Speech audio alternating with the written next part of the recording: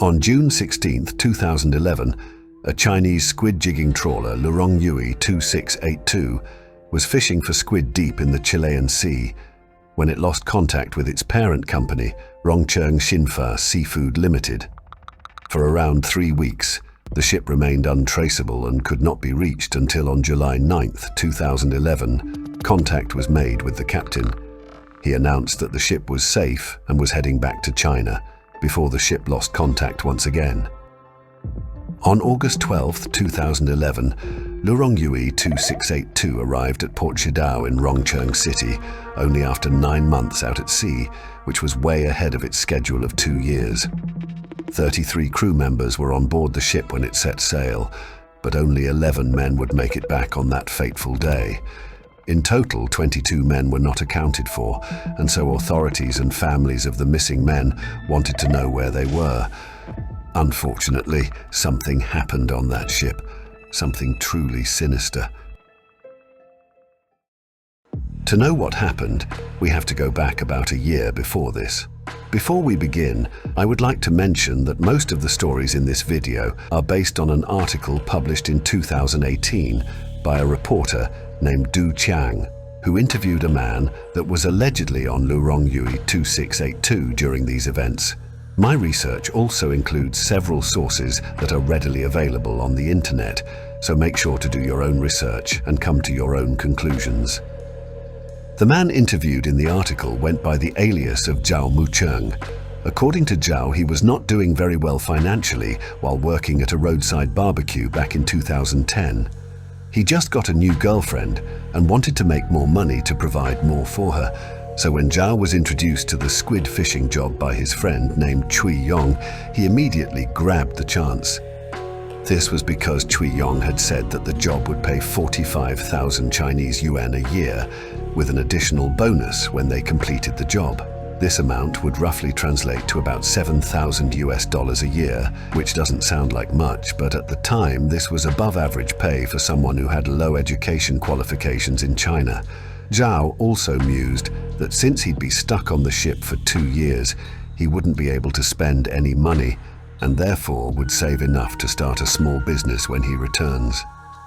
Although Zhao's family tried to persuade him not to go on the trip, Zhao didn't want to seem like a coward and had already committed 7,000 yuan on a seafarer's certificate and supplies for his 2-year trip, such as noodles, drinks, and cartons of cigarettes. On October 5th of 2010, Zhao would travel to the offices of Rongcheng Xinfa Seafood Limited in Shandong to join up with the company's crew. I will refer to the company as the Xinfa Company from now on to shorten the long name. At the time, the ship had not arrived back at the port yet, so Zhao was able to meet with some of the crew while waiting there. Around November of 2010, Lurongyu 2682 docked at the port and the crew boarded the ship to get acquainted with it. However, something ominous would happen that very night, as if to warn of the events that were to come. At about 8 p.m., the crew were on board the docked ship relaxing when the ship's hired cook started yelling at the top of his lungs, "Murder! Murder!" The cook was a man named Yen, an experienced seafarer that had been on plenty of other ships, and so the men were puzzled by his sudden meltdown. The cook continued yelling for hours, till about 1 in the morning, "Murder! Murder!" Finally, the captain got up on the deck and gave him a dressing down. Yen quieted down for a moment, but when nobody was watching him, he suddenly disappeared. The crew then discovered that Yen had actually jumped into the freezing waters and was swimming around the harbor, which was of course shocking and strange. Thankfully, Yen was rescued and was sent home and was replaced by a new cook named Xia Qiyong. It took the crew a couple of days to load up the ship with supplies such as food and lamps, as well as perform maintenance and checks. Once the ship was ready, Lurongyu 2682, along with 7 other of Xinfa Company's ships, set off from the port on December 27, 2010. Just minutes after the ship departed, a boat carrying about a dozen men boarded the ship secretly, away from the port. This was because those men were not certified and joined the crew illegally. Now let us meet the crew of Lurongyu 2682. The crew was made up of 33 members and were mostly split amongst 3 social groups. The first group was the management team of the company, who were from the city of Dalian and consisted of Captain Li Cheng-Chuan, the first and second officer, and the first and second engineers. The remaining crew members on the boat that were not part of the management consisted of 2 social groups that were from parts of Inner Mongolia and from provinces in the northeastern region of China. Most of these crew members were recruited as they were friends or family to another crew member, such as Zhao, who was recommended to the job by his friend Cui Yong, or first engineer Wen Do, who was cousins with a crew member named Wen Mi, and friends with another crew member named Wang Peng. All of the crew were not well educated, with the exception of Ma Yui Chao, who was a university graduate. There were various reasons for why each member of the crew joined this potentially dangerous but lucrative venture. For example, Wang Peng was an adventurer at heart and wanted to see more of the world, but most of the crew were financially poor and were enticed by the promise of making good money. Zhao's friend, Cui Yong, got drunk one night and burned a building down by accident, chalking up a huge debt to pay off the damages, and so he accepted the job in order to pay it off. All in all, most of the crew were in the job for the money, which would become an important point later on. Amongst the dozen or so crew members who were not certified seafarers was a man named Liu Guiduo, who had purchased 165 cartons of cigarettes prior to boarding the ship. It was said that there were so many cartons that he had to stack them up right up to the ceiling of his bunk. This was important as the supplies sold on the ship were known to be exorbitantly expensive, and there were stories of people who spent their entire year's salary just on cigarettes. It was said that Liu was actually planning to sell cigarettes to other crew members on the ship to make a quick buck. The crew would have to travel around 2 months across the rough waters of the Atlantic Ocean, all the way to the coast of Peru on the South American continent to fish for squid there. The journey is made worthwhile, as the fishing area is home to jumbo squid that proliferate rapidly there. As of a report in 2018, a whopping 95% of over 500 long-distance fishing ships that come to the coast of Peru to fish are from China. While on the 2-month journey, the crew spent their time getting acquainted with one another and bonded over stories of their lives and talking about how they were going to spend their money when they got home. Zhao would describe his feelings about the first few days on the ship. It all went really well for starters. Water as far as the eye could see. You had this great feeling of space and light. But then after a bit, you couldn't see land anymore and it made you feel a bit lost. I started to throw up several times a day. I was seasick for 16 days. Around the end of February 2011, Lurongyu 2682 arrived off the coast of Peru, and the squid fishing began in earnest. Squid jigging operations are usually performed at night, as ships use brightly lit lamps all around the ship to attract the squid towards them. It is said that the lights used are so bright that you could see the fleet all the way from space. The conditions on squid fishing boats are known to be pretty terrible. In a documentary about squid fishing by The New Yorker, a Chinese fisherman described his grueling experience of working on such a vessel. He described the ship as constantly soaked in squid ink and permanently smelled of urine. Your skin would never be dry, and you also had to endure the barrage of resounding hisses that squids make when they're dying. They would hardly ever see land, and these conditions would eventually drive some men crazy. I have linked the documentary in the description, so make sure to check that out if you're interested. After some months squid fishing in Peruvian waters, Liu Guiduo distinguished himself as the most capable squid fisherman aboard Lurongyu 2682.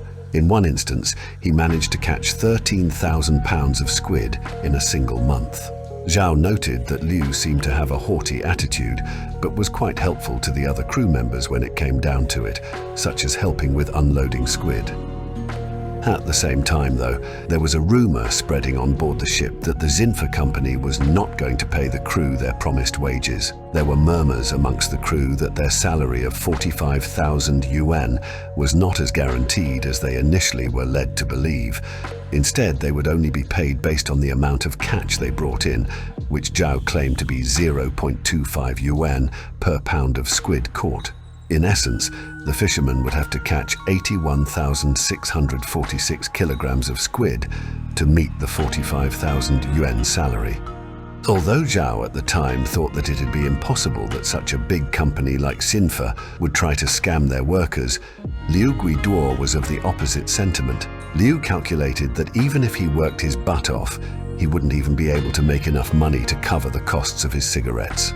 As you can imagine, dissatisfaction started to fester amongst the crew, especially since the working conditions on the ship weren't exactly great to start with. However, they did not confront Captain Li Chengquan about this yet.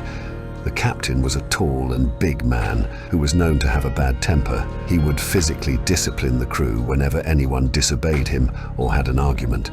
For example, in one instance, there was an altercation between the ship's cook, Xia Qiyong, and another crew member named Zhang Xiaolong. Xia had been drinking and started to harass Zhang, who took offense and started to threaten Xia with a knife. When Captain Li intervened, he punched Zhang a couple of times and threatened to fire him. Zhang eventually apologized. As the quiet discussion amongst the crew about their pay situation continued to fester, they became more unmotivated and lazy.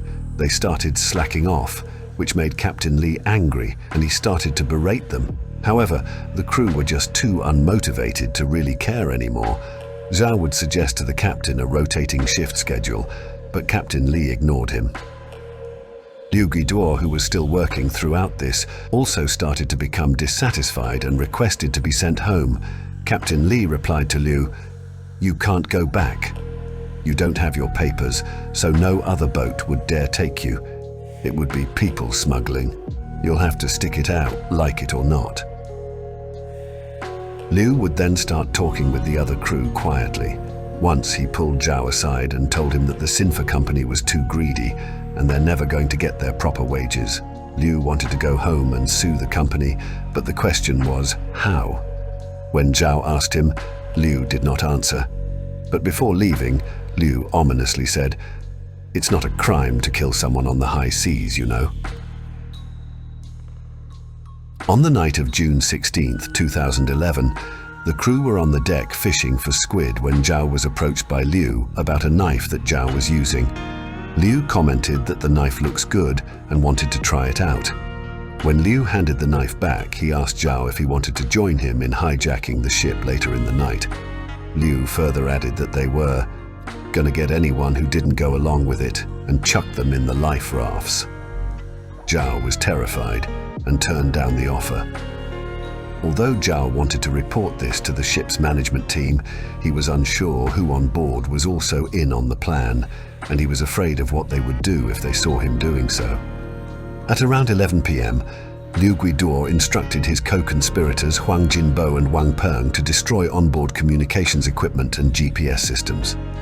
Zhang Xiaolong stood at the gangway plank to guard it, while Liu and a group, including Bao De and Shuang Shi, went up and barged into the captain's cabin. They threatened Captain Li with sticks and knives and told him to navigate the ship back to China. Upon hearing the commotion, the first and second officers of the ship, as well as the first engineer, went up to the captain's cabin to try and persuade the hijackers to stop, and they would listen to their demands. It seemed like everything was about to end when suddenly the cook, Xia Qiyong, rushed up into the cabin with a knife, screaming, "Who do you sons of bitches think you are trying to hijack the ship?" Xia was then stabbed twice in the back with a knife by Zhang Xiaolong, the crew member who had an argument with him some time ago. A scuffle ensued, and Xia was stabbed 3 more times, once in the chest and twice in the neck. Xia was later thrown overboard and left to die at sea. In total, 11 men participated in the hijacking.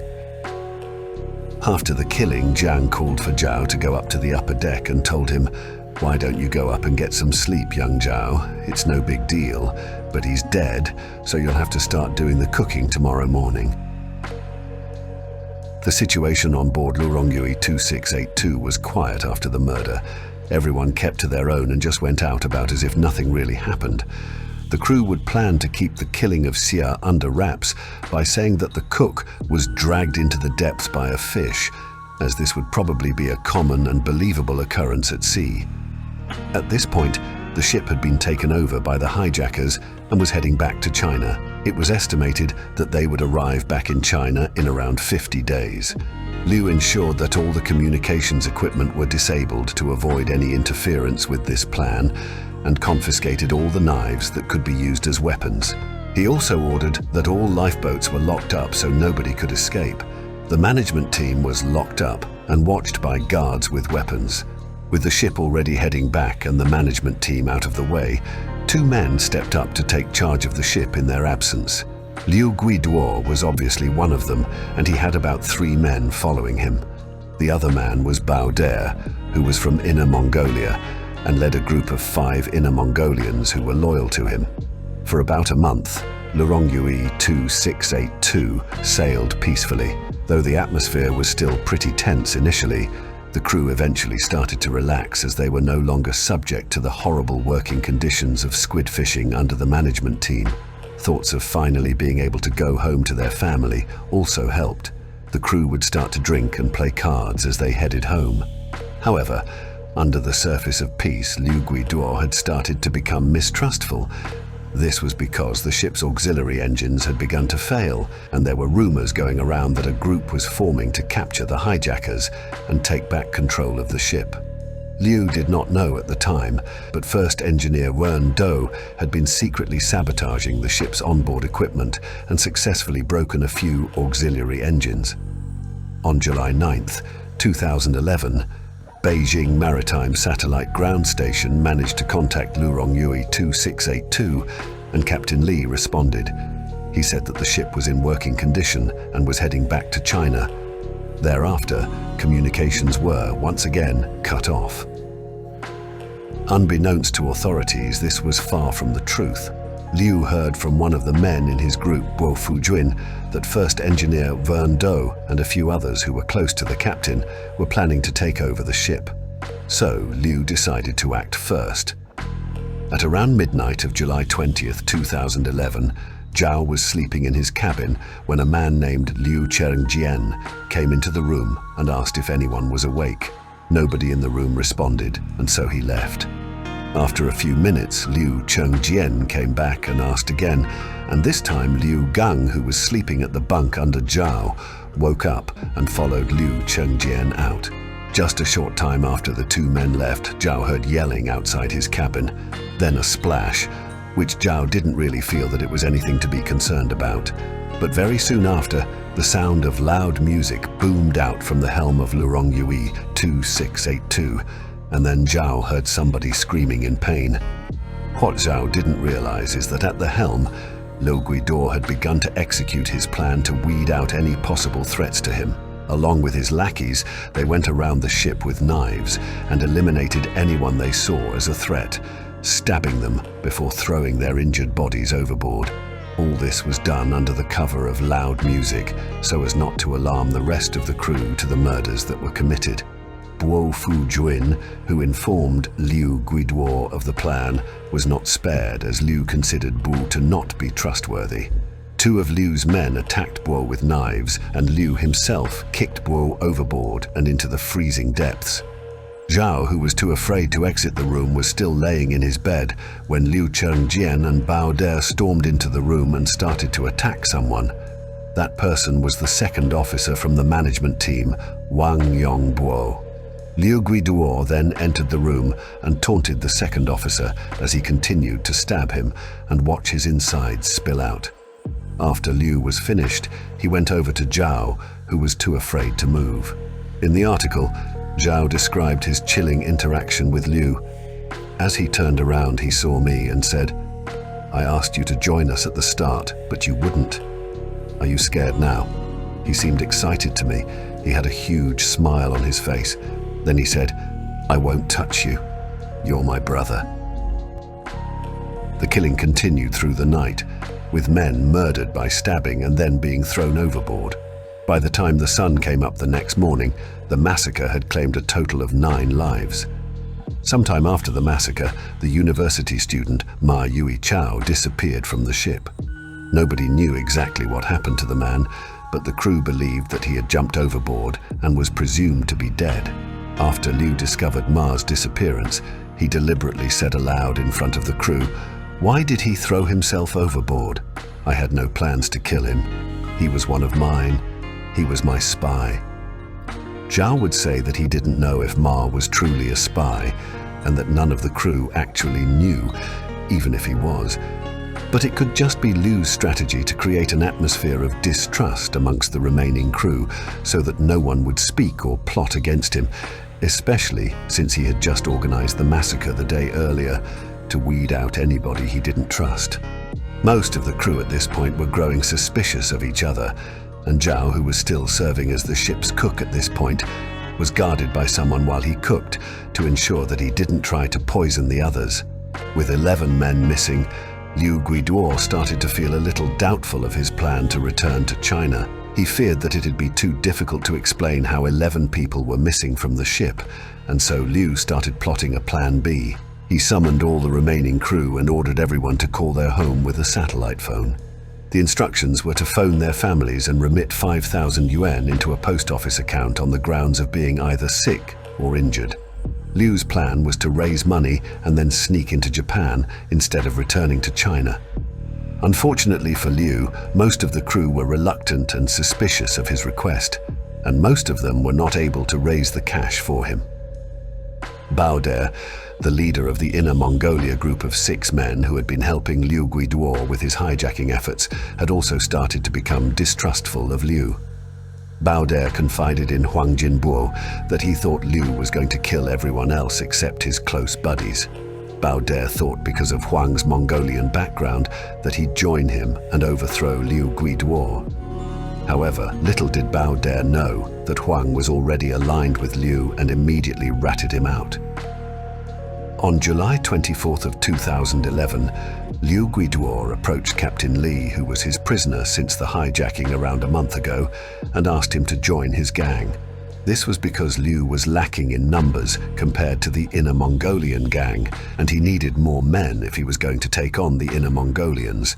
Liu knew that Captain Li was good friends with the second officer, Wang Yongbo, whom Liu personally and mercilessly killed. But he lied and told Captain Li that it was Bao De who killed Wang. This, of course, made Captain Li upset and enabled Liu to bring the captain to his side. Once the sky turned dark, Liu went to Bao De and told him that his gang were planning to kill Qiang, and told Bao De to fetch Qiang to the deck from his sleeping quarters. Bao De, who was unaware of the plot, handed his knife over to Liu and brought Qiang up to the deck. Once Bao De arrived, the gang took him by surprise. He was stabbed multiple times over and then made to jump into the sea. It was said during the murder, Qiang happily smeared Bao De's blood on his face and shouted out, "I've been blooded now." It was his first murder on the ship. After Bao De's murder, his gang of 5 other Inner Mongolians were systematically murdered by Liu and his gang that very night. They were mostly forced to jump into the sea, one by one. At this point, only 16 men remained aboard Lurongyu 2682, and the ship was only about 1,600 kilometers away from the coast of Japan. Just hours after, at about 4 a.m. on July 25th, 2011, the engine room of the ship was flooded and lost power, causing the ship to tilt.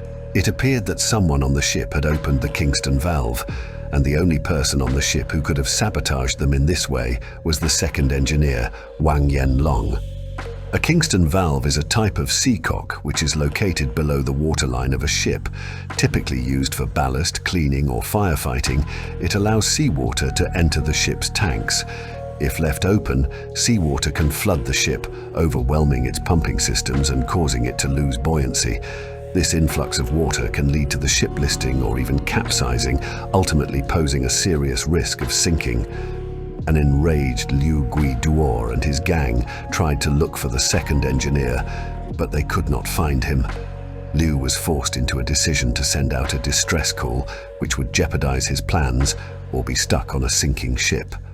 Faced with no better options, Liu eventually decided to order Captain Li to repair the communication systems and send out the distress call. All of the crew were working on fashioning an emergency raft out of whatever planks they could find. When the raft was successfully made by a group of 4 men, including the first officer, they cut the ropes tying the raft to the ship and floated away on it. When the crew on the ship threw a rope to them to get them to return, they threw the rope back and said, "They've got knives. They're still planning on killing more men. We're not coming back." The raft floated off into the distance and out of sight from the ship, and the crew who were still on the ship were stuck. Much to their fortune, the ship was not taking in much water and was not sinking as quickly as they thought. At this moment, they could only wait for help. In an odd twist of fate, the sea's current allowed the immobilized ship to catch up with the escaping raft, and they were very quickly within catching distance of the raft after some time. Liu instructed his men to gather heavy squid hooks, and when the raft got close enough to the ship, they threw the hooks down at the men in the raft, knocking 3 of them off the raft and into the water. Jiang Xiaolong armed himself with a harpoon and jumped down on the raft. He stabbed his friend Ding Yuimin, who fell into the sea. The 4 men who tried to escape floated in the water and cried out to be rescued, but the crew on board the ship were no longer interested in rescuing them. One of the men, Song Guo-chun, floated near to the boat, and Liu Guiduo eventually ordered for him to be brought on board. However, this was not truly a rescue, as Liu's intention was far more sinister. Liu's idea was that if every one of the crew had committed a murder, they would be much less likely to rat him out when they were eventually rescued by authorities. He wanted to make sure that all of the crew had blood on their hands. Only 2 more men have not committed any murders yet, which was Xiang Lishan and Zhao.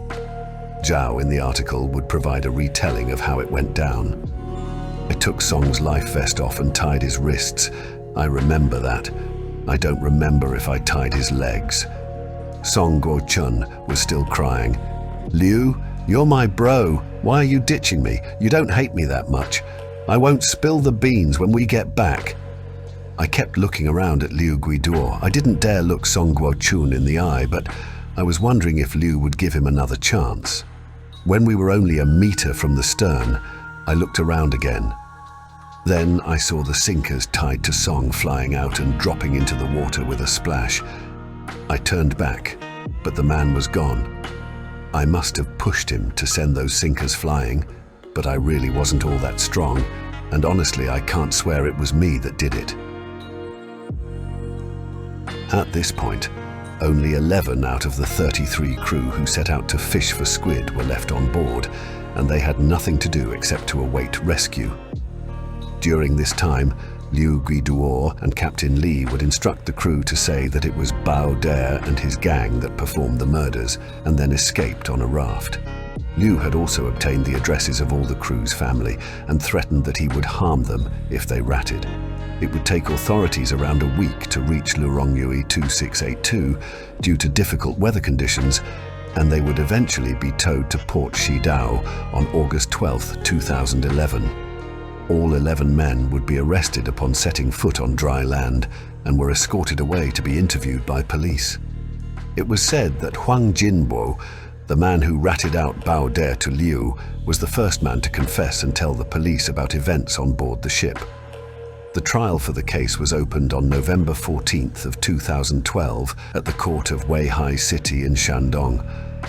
On 19th July 2013, the verdict was announced that found all 11 crew guilty of crimes on board Lurongyu 2682. 4 men, namely Liu Guiduo, Huang Jinbo, Jiang Xiaolong, and Liu Chengjian, were sentenced to death for murder and ship hijacking. Captain Li Chengchuan was sentenced to death for murder. Wang Peng was found guilty of murder and ship hijacking and was sentenced to death with reprieve. Feng Xingyan was sentenced to life imprisonment for murder. Mei Lin Sheng and Cui Yong were found guilty of murder and sentenced to 15 years imprisonment. Qiang Lishan was found guilty of murder and theft and sentenced to 5 years imprisonment with a 10,000 yuan fine. And finally, Zhao, whose real name is most probably Duan Jifang, was found guilty of murder and sentenced to 4 years in prison. 4 years later, on March 23, 2017, the Supreme Court of China authorized the death penalty of the 5 men who were facing the gallows.